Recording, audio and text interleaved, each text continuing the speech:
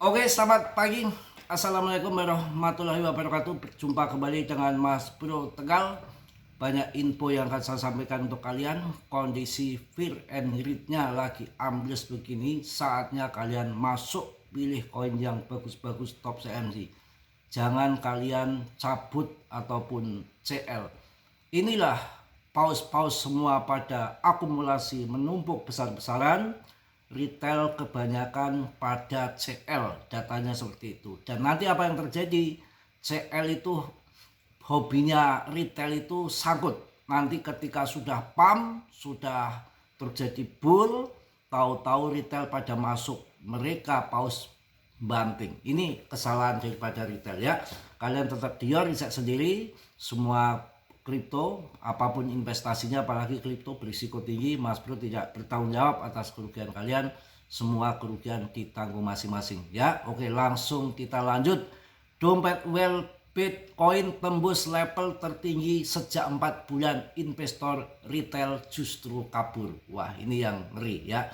Nanti PP akan saya bahas. PP itu akan jadi besar. PP historinya 0,08 itu udah paling dasar, dan di situ dipertahankan kuat.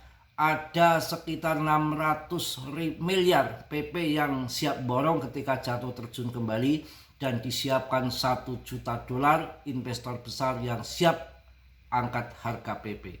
Kelihatannya ada backing di si GZ Binance di situ. Akan jadi besar karena koin sudah nggak kayak yang lain kan unlock peredaran supply, tahu-tahu ditambah lagi. Pasokan PP itu udah habis semua, terjual, dan tinggal pemegang sesuai supply and demand saja. Debtnya sudah nggak ngurusi, nggak megang itu. Jadi ke depan mencari koin yang fundament, meme koin yang fundament seperti PP itu nggak mudah, nggak gampang. Bisa puluhan tahun tidak akan ketemu lagi koin seperti PP. Sedangkan Doge masih dikuasai Elon, bahkan si Ethereum dikuasai Vitalik. Untuk si Doge masih ada Satoshi nama samaran, debtnya masih aktif, beda dengan PP ya. Langsung kita bahas dulu mengenai BTC.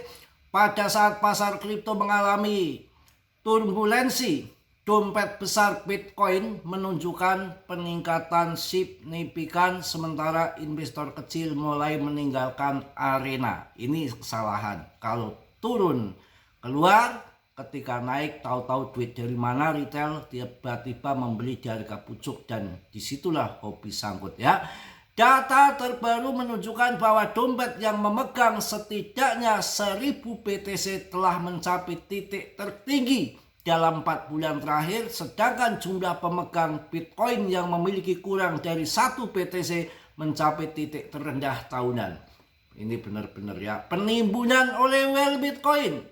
Minggu ini jumlah dompet yang memegang minimal 1000 Bitcoin meningkat menjadi 1384 dari 1354 3 minggu yang lalu, menandakan kenaikan sebesar sekian persen.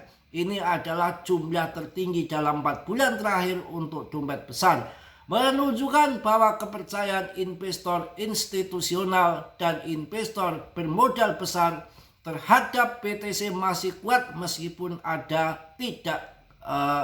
tidak ada kepastian pasar yang lebih luas ya.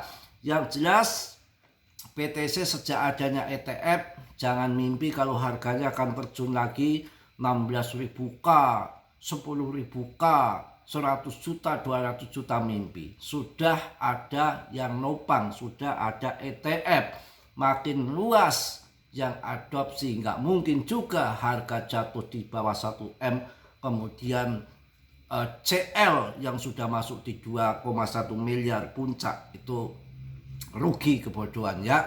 Sementara itu jumlah dompet yang memegang kurang dari 1 BTC turun menjadi 977.000 dari yang tadinya 980.577 pada akhir Oktober. Penurunan ini mencerminkan titik terendah partisipasi pemegang kecil dalam setahun, mengikuti pola umum di mana investor yang kurang berpengalaman cenderung menarik diri saat terjadi koreksi harga. CL hidup CL, retail kan begitu biasanya ya.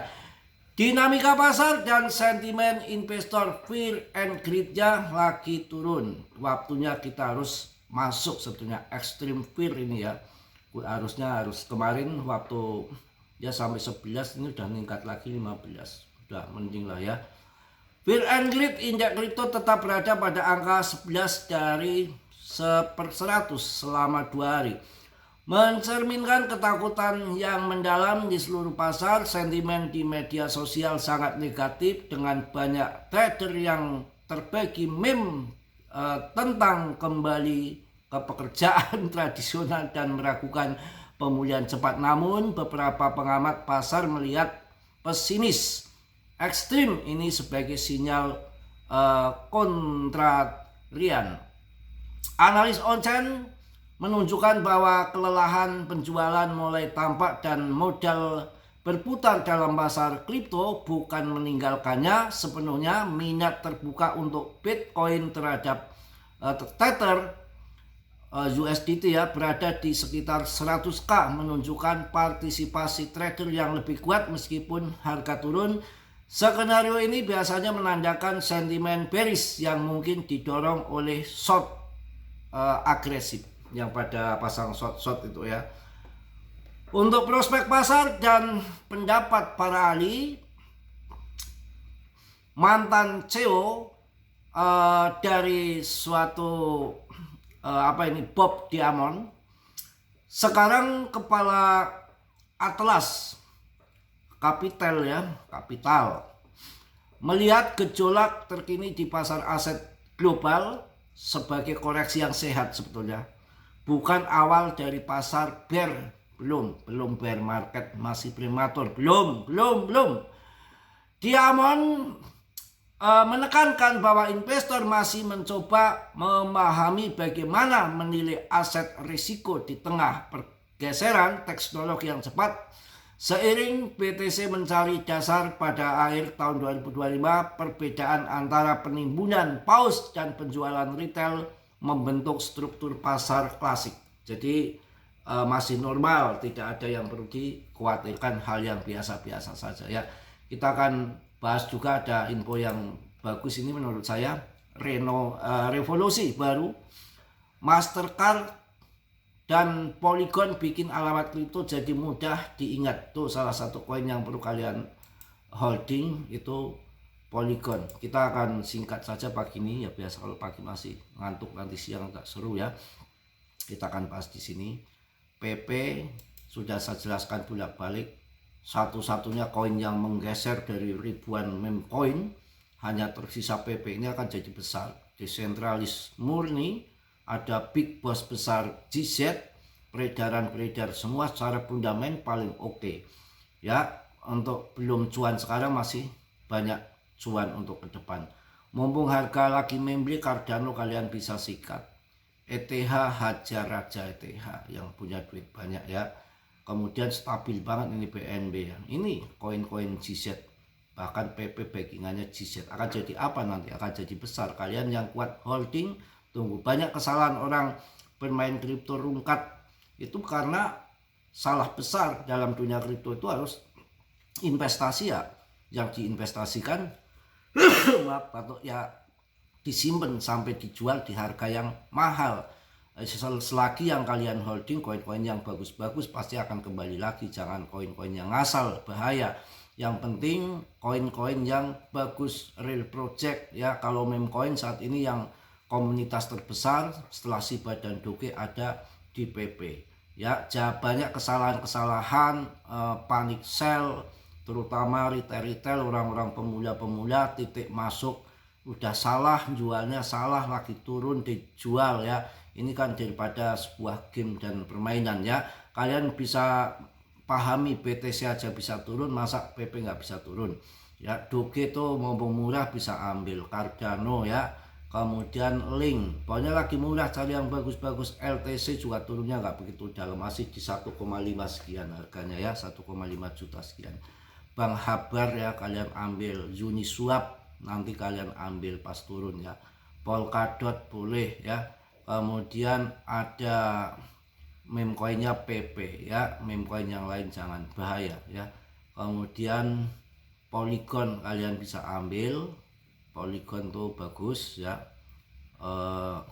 Das sudah mulai turun, ini malah naik kembali. Das itu kalau terbang tinggi, kalau pas dibanting kalian masuk pasang long itu nanti kalau udah tinggi kalian pasang short itu yang suka lepret itu naik turun di das ini. Ini bikin cuan besar ini sebetulnya. Saya kasih info dari harga 300-400 ribu, bantingan turun begini juga masih 1,3. Saya ngasih koin sebetulnya cuan-cuan kalau yang ikuti saya. Yang fat put ya biarin saja ya, nggak penting itu.